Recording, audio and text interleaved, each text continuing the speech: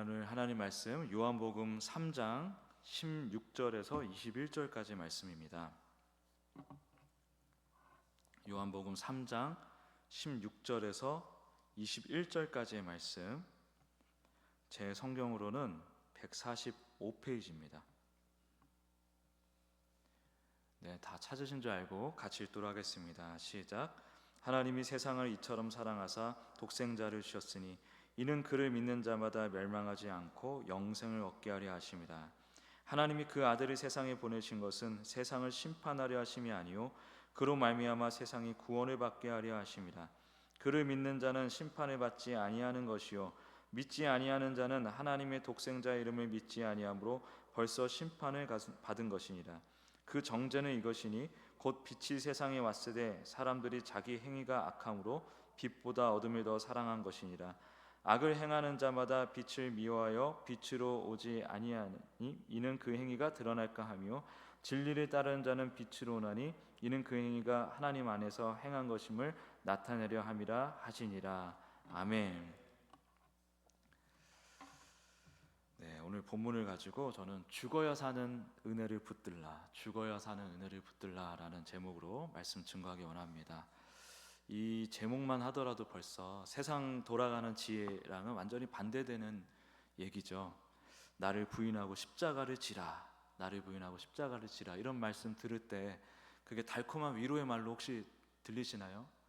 저는 아니더라고요. 얼마나 고생시키시려고 이 말씀을 하실까, 이럴 때가 참 많은 그런 생각이 많이 들더라고요. 솔직히 말해서 어떨 때는 참 말도 안 되는 소리 같고 우리 이성으로는 도저히 이해가 안 되는 소리처럼 들릴 때도 있습니다. 그런데 말입니다, 이 역설, 이 말도 안 되는 것 같은 이 말씀이야말로 진짜 생명의 말씀이라는 거죠. 시시때때로 빌빌거릴 수밖에 없는 우리 연약한 우리 영혼을 살리고 우리를 꽁꽁 묶어놨던 모든 거짓된 것들로부터 우리를 해방시켜서 진짜 자유, 영원한 기쁨으로 인도하는 유일한 길, 바로 예수님과 함께 걷는 십자가의 길인 줄 믿습니다. 이걸 믿는 믿음 안에서 오늘도 마음을 활짝 열고 주님의 음성에 한번 제대로 귀를 기울여 보시길 바랍니다. 오늘 본문 16절, 이 말씀을 모르는 사람은 아마 없을 것입니다. 하나님이 세상을 이처럼 사랑하사 독생자를 주셨으니 이는 그를 믿는 자마다 멸망하지 않고 영생을 얻게 하려 하심이라. 아멘이죠. 근데 이 엄청난 사랑의 선포 뒤에는 무시무시한 경고가 숨어 있다는 거 아십니까? 예수 안 믿으면 뭐다?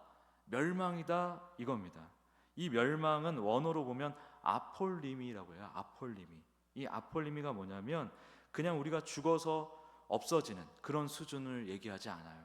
그냥 본래 만들어진 목적, 본래 우리가 창조된 그 목적, 그리고 그 가치를 완전히 상실하는 거, 완전히 잃어버리는 거.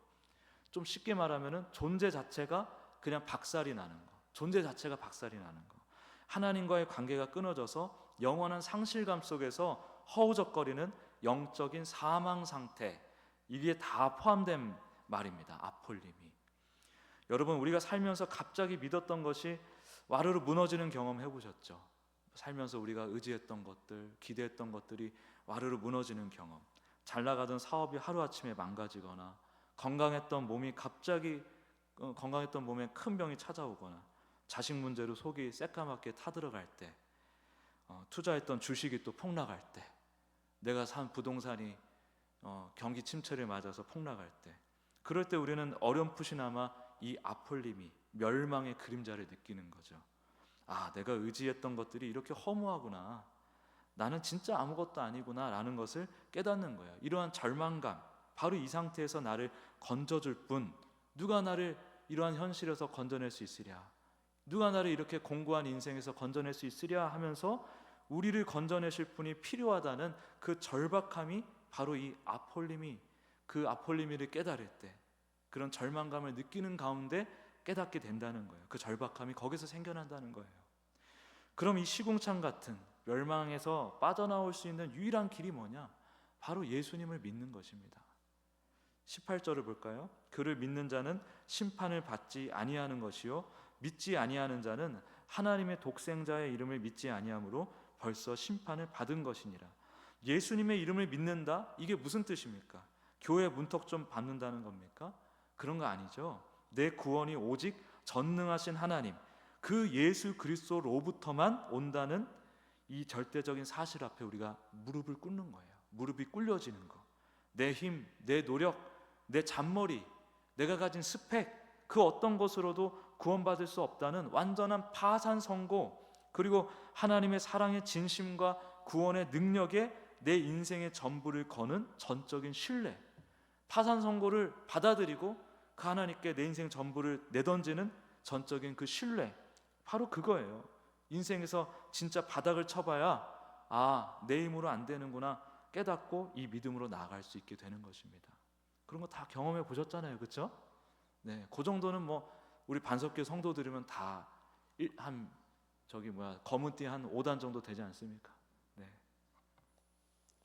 진짜 충격적인 말씀이 뭐냐면 믿지 않는 자들은 벌써 심판을 받은 것이라고 얘기하죠. 아직 안 죽었는데 이미 끝났대요. 그러니까 충격적이죠. 이미 안 죽었잖아요. 근데 이미 다 끝났대요. 왜냐? 19절부터 21절이 그 이유를 알려줍니다. 빛이 세상에 왔을 때 사람들이 자기 행위가 악함으로 빛보다 어둠을 더 사랑한 것이니라. 이게 무슨 말입니까? 사람들이 자기 속에 있는 그 더러운 것들, 하나님 없이 자기가 자기 인생의 왕노릇하려는 그 교만, 그 이기심, 그 탐욕, 이런 것들이 빛 대신 예수님 앞에 드러날까봐 무서워서 어둠을 더 사랑한다는 거예요. 빛이 오면 자기 실체가 다 드러나니까, 그래서 어둠을 더 사랑한다. 우리가 왜 그렇게 싸우고 뭐 부부싸움하고 자식과 또 원수처럼 지내고 또 사람들끼리 막 싸우고 그럽니까? 이 죄인들의 역사를 한번 보십시오. 온통 싸움밖에 없잖아요. 온통 전쟁밖에 없잖아요. 갈등과 전쟁, 싸움. 왜 괜히 그런 갈등과 싸움이 일어나요? 내 안에 어둠, 내 이기심이 상대방의 어둠과 막 부딪히는 겁니다. 빛으로 나아가지 못하고 어둠끼리 늘 부딪히고 다투고 상처 있는 삶이라는 거예요. 그게 죄인들의 삶이에요. 그게 죄인들의 삶이에요. 우리도 늘상 그런 일을 겪습니다. 끝없이 겪습니다. 그런데 바로 여기에 죽어야 사는 기가 막힌 은혜의 역설이 터져 나올 수 있는 거예요. 진리를 따르는 자, 다시 말해 빛으로 나오는 자는 어떻게 됩니까? 자기 안에 있는 그 더러운 어둠, 그 죄악된 옛 자아가 빛이신 그리스도 앞에서 그냥 싹 다 드러나서 죽어버리는 경험을 하는 거죠. 내가 옳다고 박박 우기던 그 아집, 내 안에 숨겨놨던 그 추악한 욕망들, 빛 앞에서, 예수 그리스도 앞에서 박살이 날 때 창피해서 죽을 것 같지만 동시에 시원하게 정결케 되는 은혜를 맛보는 거예요. 그리고 바로 그 죽음을 통해서 우리는 그리스도 안에서 진짜 새로운 생명, 영원한 생명을 얻게 되는 것입니다. 특히 인생의 밑바닥에서 처절한 어떤 실패와 절망 속에서 하나님을 더 간절히 찾게 되고, 나는 아무것도 아니지만 예수님이 전부시구나. 근데 그 전부이신 예수님이 나와 함께 하시네? 라는 이러한 사실을 깨닫고 예수님으로 인하여 진짜 평안을 누리게 되는 것, 찾게 되는 것, 이게 바로 빛으로 나아가는 자의 진짜 복이에요. 복. 그게 복입니다. 그래서 아까 뭐라 그랬죠? 내가 주님께 무릎 꿇려지는 거, 그렇죠? 이 복이 바라크라는 의미를 추적해서 계속 언어를 추적해서 들어가 보면 무릎 꿇다라는 의미도 있더라고요. 예수님께 무릎 꿇려지는 게 복이에요. 예수님으로 인해서 내가 고개 뻣뻣해지는 게 그게 복처럼 보이지만 그건 어쩌면 마귀가 우리를 속이는 걸 수도 있습니다. 우리의 죄성이 낱낱이 예수님 앞에 폭로당하고, 예수님이 굳이 뭐라고 하지 않았는데 빛으로 나가기만 해도 우리 어둠의 그 짙은 어둠됨이 폭로를 당해서 내가 그로 인해서 괴로운 거예요. 그로 인해서 바울과 같은 고백을 하는 거예요. 오라, 이 공고한 나의 인생, 내 몸, 내 삶 누가 건져내 주랴. 그 고백이 아무나 할 수 있는 거 아닙니다. 예수님께 나아가 빛도 알고 어둠도 아는 자가 나는 얼마나 짙은 어둠이고 이 짙은 어둠을 건져내시는 주님의 그 빛 대심이 얼마나 밝은 것인가를 깨닫게 된 자가 내놓을 수 있는 고백이에요. 아무나 그냥 나는 공고한 사람이, 조금만 힘들면 나는 공고한 사람이다. 성적 떨어지면 나는 공고한 사람이다. 주식 떨어지면 나는 공고한 사람. 그런 거에 갖다 붙일 게 아닙니다. 네, 예수님을 아는, 은혜를 아는 자가 예수님과 더 가까워지면서 느끼는 고통인 거예요. 가진 자의 고통, 믿음이 깊어지는 데서 오는 고통. 그게 은혜라는 거죠. 그게 우리 예수 믿는 자, 예수 믿는 은혜를 입은 하나님의 자녀만이 누리는 어떻게 보면 특권과도 같은 은혜예요. 내가 예수님 앞에 박살이 나고 예수님을 인해서 내가 다시 살아나는 은혜, 그게 바로 빛으로 나아가는 자의 진짜 복이라는 것입니다. 이 죽어야 사는 은혜, 이게 죽어야 사는 은혜 아닙니까? 이 빛 앞에서 내 어둠이 죽어버리는 삶의 원리를 제대로 보여준 사람이 누굽니까? 오늘 본문 이후에 나오는 인물이지만은 바로 세례 요한이죠. 그가 뭐라고 고백하죠? 그는 흥하여야 하겠고 나는 쇠하여야 하리라. 여기서 내가 쇠한다는 게 그냥 겸손 떠는 말이 아니에요. 내가 목숨처럼 붙들고 있던 세상적인 가치들, 나의 어떤 기가 막힌 계획들, 내 건강, 내 통장 잔고, 내 자존심까지, 이런 것들이 힘을 잃고 깨어지는 것을 의미할 수도 있어요. 때로는 잘 나가던 사업이 엎어지고 믿었던 관계가 깨지고, 이게 바로 내가 쇠하는 고통스러운 과정일 수 있다는 거예요.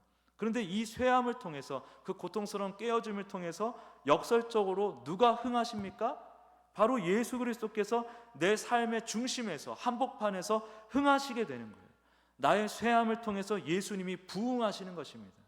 내 왕국이 무너진 그 자리에, 내가 무너진 그 자리, 나의 왕국이 무너진 그 자리에 진짜 왕이신 예수님의 통치가 시작되고 임하고, 내 계획이 산산조각 난 그 자리에 내가 원하지 않았던 그 절망의 순간에 하나님의 그 기가 막힌 뜻이 이루어지기 시작하는 것입니다. 아니, 이미 이루어지고 있는 그 하나님의 뜻이 비로소 그때 보이기 시작하는 것이죠.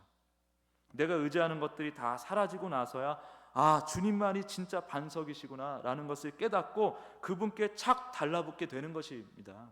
이게 은혜잖아요. 나의 의로 살면 예수님이 잘 안 붙어요. 나의 의로 막 살잖아요. 내 노력으로, 힘으로 이 세상의 가치를 위해서 살다 보면, 근데 이거는 이렇게 안 살아야지 한다고 되는 게 아니라 우리 죄인들은 어쩔 수 없이 그렇게 다 삽니다. 근데 안 붙어요. 예수님께 붙을 수가 없어요. 접착력이 떨어집니다. 근데 언제 예수님께 딱 달라붙는 은혜가 있느냐? 내가 무너질 때, 내가 죽음과 같은 어떤 순간을 통과할 때, 너덜너덜해질 때. 옛날에는 그 손빨래 할 때 어떻습니까? 빨래로 막 때리고 빨래를, 그렇죠? 물에 팍 담갔다가 꺼냈다가 때리고 짰다가 너덜너덜해지잖아요, 그 빨래가. 그런 순간에 우리가 그분께 착 달라붙는 믿음의 접착력이 생기는 거예요. 이게 복이라고요. 이게 바라크, 복입니다. 이게 바로 나를 부인하고 자기 십자가를 지고 따르라 하신 주님의 명령에 순종되어지는 삶의 모습인 거예요. 내 건강이 무너져 내릴 때 오히려 우리는 영원한 생명이신 주님이 내 삶을 통해 더욱 강력하게 드러나는 이 역설을 경험할 수 있습니다. 이게 바로 십자가의 능력이죠. 그러니 그러한 고난들은 정말 믿음의 시선으로만 보면 나를 주님께 이끄시는 놀라운 사랑인 것을 우리가 발견할 수 있어야 합니다. 주님께 착 달라붙어서 주님의 역사를 보기 위한 놀라운 기회라는 것을 깨달아야 됩니다. 그냥 그 시간을 허비하는 게 저는 너무 아까워요. 그 고난이야말로, 그 절망이야말로, 그 좌절이야말로 사실은 정말 예수님과 진짜 가족으로 더 깊은 사랑의 관계로 나아갈 절호의 기회거든요. 네, 우리 어차피 만약에 내일 예수님 오신다고 생각해 보세요. 아니면 내일 지구가 멸망한다고 생각해 보세요. 오늘 뭐 하실 거예요? 오늘 뭐 하실 거예요? 뭘 하는 게 가장 중요하고 가치 있는 일일까요? 예수님과 가까워지는 일 아니겠습니까? 예수님과 관계 정리를 깔끔하게 해놓는 게 제일 중요한 일 아니겠습니까? 나 혼자 바득바득 우긴다고 천국에 들어갈 수 없잖아요. 천국의 집주인이 예수님인데, 예수님이 너 나랑 상관없는 자야, 불법을 행하는 자다 라고 말씀하시면 못 들어가는 거예요. 우리가 아무리 우겨봐도 주님, 제가 이렇게 신앙생활하고 이런 일 겪었고 저런 거 열심히 하고 이런 열매도 있었는데 성취도 있었는데 어떻게 제가 천국을 못 들어갑니까? 근데 예수님은 그런 거 설명도 안 해주고요. 너는 나랑 가족 아니잖아. 너는 나 가족 아니잖아.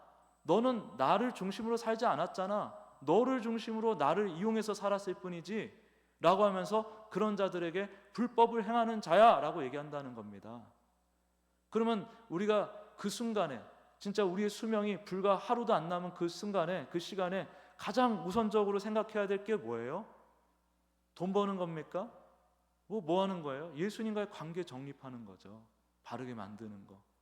근데 그것도 평생 동안 교묘하게 예수님을 이용하면서 살았던 그 교묘한 그 죄의 신앙이 단숨에 그렇게 바뀔 수 있겠습니까? 어떤 사람이 그러잖아요. 많은 사람들이 그렇죠. 어떤 사람들이 아니라, 아니 지금 대충 살다가 죽기 전에 예수 믿으면 되겠지. 근데 지금 대충 사는 사람은 죽기 전에 예수님 못 믿어요. 오늘 자기 집 정리 안 하는 사람은 내일도 안 할 가능성이 더 높아요. 그렇잖아요. 오늘 공부 안 하는 학생은 내일도 안 할 확률이 더 높잖아요. 그런 식으로 쭉쭉쭉쭉 가는 겁니다. 예수님께 딱 달라붙는 인생이 가장 귀한 인생이고 의미 있는 인생이에요. 그러려면 내가 무너지는 경험을 통해서라도 그 은혜를 누려야 되는 것입니다. 그래서 고난이 오면은 이제는 그전에는 아유 또 이런 게 와? 또 나를 이렇게 힘들게 해? 이 세상이 나를 왜 이렇게 힘들게 해? 이렇게 갈 게 아니라 이제는 어느 정도 이제 내공이 쌓이고 경험이 쌓였다 그러면은 고난이 어느 정도 오는 것 같다 싶으면은 아싸 기회다. 한번 해보자 하면서 믿음의 실력을 발휘해서 예수님께 탁 달라붙는 은혜로 나아가야죠. 그렇지 않습니까? 언제까지 뭐 하나 오면은 일희일비하면서 뭐 조금 주식 오르면 막 웃고 떨어지면 막 울고 이런 식의 인생, 이게 지금 비유라는 거 아시죠? 이런 식의 인생을 언제까지 사실 거예요? 어린애 같은 신앙에서 어떤 고난이 오더라도 잠시 넘어질 수는 있지만은 그 넘어진 상태에서 계속 엎어져 있을 것입니까? 다시 일어나서 마땅히 가야 될 하나님 나라까지 이르는 그 길을 예수님과 함께 끝까지 가야죠. 그래서 예수님의 위로, 하나님의 위로 또 격려라는 것은 우리가 알다시피 그냥 어이구 그랬구나 저랬구나 하면서 공감해주고 아니 잘 될 거야 뭐 이런 얘기 해주는 게 아니에요. 하나님의 위로는 그 인생 하나님과 같이 걸어가다가 엎어지는 거니까, 넘어지는 거니까 잘 먹이고 잘 쉬게 하고 잘 또 일으키셔가지고 등을 슬쩍 밀어준다니까요. 왜냐? 그 길을 끝까지 가야 되니까. 예수님 손잡고 하나님 나라까지 끝까지 가야 되니까. 하나님의 위로는 끝까지 가게 하기 위한 위로지 그냥 그냥 잠깐 마음의 위안을 주는 그 정도로 그치는 위로가 아니라 이 말입니다.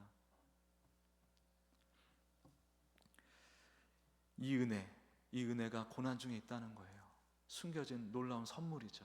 그래서 혹시나 지금 그 기회를 지금 지나고 있는 중이라면 잘 잡으시길 바랍니다. 기회예요. 마음이 막 무너져요? 오늘 말씀을 떠올려야 됩니다. 아싸 기회다 하면서 딱 잡아야 돼요. 그때 냅다 엎드려가지고 이전에는 볼 수 없었던 열정과 열심으로 하나님 앞에 나아가야 되는 것입니다. 자, 이렇게 빛이신 그리스도 안에서 옛 자아가 죽고 새 생명으로 사는 사람은 어떻게 살아가죠? 요한복음 1장 12절 말씀처럼 예수 그리스도를 진짜 삶의 주인으로 영접하는 사람, 또 일상에서 계속 영접해 가는 사람이죠. 그리고 이 영접은요 마태복음 10장 40절 말씀처럼 제가 읽어드리진 않겠습니다. 그냥 교회 안에서만 거룩한 척하는 게 아니라 세상의 가치에 정면으로 맞서서 하나님 나라를 살아내는 사람들, 다시 말해 우리 주변에 가난하고 억압받고 소외된 사람들을 외면하지 않고 그들의 아픔에 뛰어드는 모습으로 나타납니다. 여러분, 하나님은 우리를 균등하게 사랑하시지만 특별히 가난하고 연약하고 억울한 사람을 더 편드는 분이세요. 알아서 힘이 있고 돈이 있고 권력이 있고 명예가 있는 사람보다도 그것도 아무것도, 그 중에 아무것도 가진 게 없는 자들, 늘 핍박받고 눌리는 자들, 억울한 자들, 힘없는 자들, 이런 자들을 특별히 사랑하신다니까요. 그래서 아까도 얘기했지만 고난이 이제는 기회일 뿐만 아니라 하나님께 사랑받을 또 통로기도 한 것입니다. 내가 세상으로부터 미움받고 고난을 받는 그 일이 세상에 봤을 때는 내가 무너지는 일이고 그냥 그냥 망하는 길처럼 보일 수 있을지 모르겠지만 하나님 나라에서는 하나님의 그 특별한 사랑을 받는 길이라는 거예요.